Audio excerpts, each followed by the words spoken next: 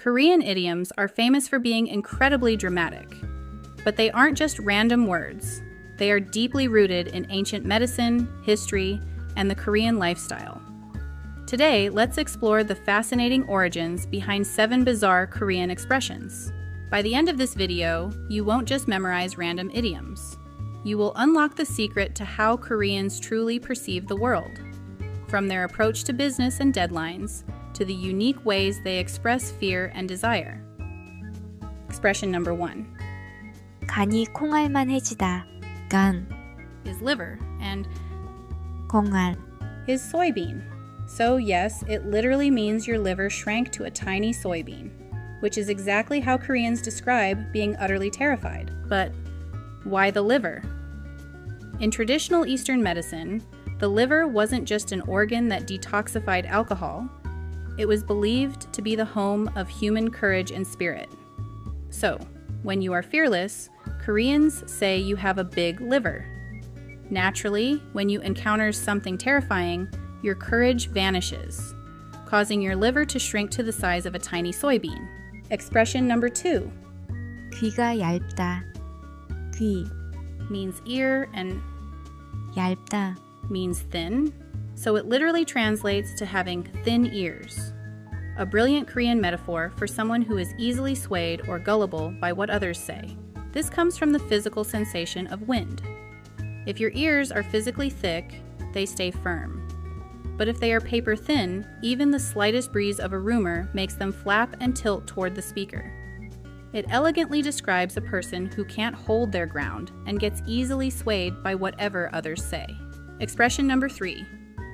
발등에 불이 떨어지다.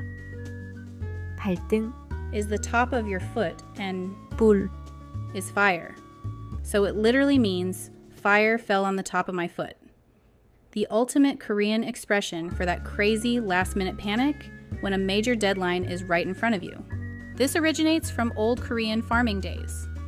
Charcoal or firewood sparks would sometimes fly and land right on top of a farmer's straw shoes. You can't just ignore it. If you don't extinguish it that exact second, your foot gets severely burned. It perfectly captures that chaotic, high-stakes panic of absolute procrastination. Expression number 4. 식은 죽 먹기. 식은 죽 Means cooled down porridge, and 먹기 means eating. So it literally translates to eating cooled down porridge. Because in Korea, hot porridge is carefully blown on to cool down, making already cooled porridge the absolute easiest thing to eat without any effort. In Western culture, cake is a dessert you eat easily. In traditional Korea, juk, rice porridge, was a staple for the sick or elderly. Because it's boiled for a long time, hot porridge can severely burn your tongue if you're careless. But once it cools down, there's no chewing required. You can just swallow it down smoothly. Hence, the easiest task in the world. Expression number 5. 닭 쫓던 개 지붕 쳐다본다. 닭 쫓던 개 Means a dog that was chasing a chicken, and 지붕 쳐다본다. means stares at the roof. It literally translates to a dog chasing a chicken just stares at the roof, because the chicken suddenly flew up to the roof to escape, leaving the dog completely helpless and staring blankly after losing its chance. This paints a picture of a typical ancient Korean village. Dogs used to roam free and chase chickens for fun. Chickens usually can't fly high, but when they are genuinely terrified, they can flutter up onto the low thatched roof of a Korean house. The dog, unable to climb, can only sit in the yard, staring blankly up at its lost prize. It's used when a goal is suddenly completely out of reach. Expression number 6. 고래 싸움에 새우등 터진다. 고래 Means whale, and 새우 means shrimp. So it literally translates to a shrimp's back bursts during a fight between whales. It's a tragic yet witty Korean metaphor for when innocent people or smaller nations suffer just because powerful figures are fighting.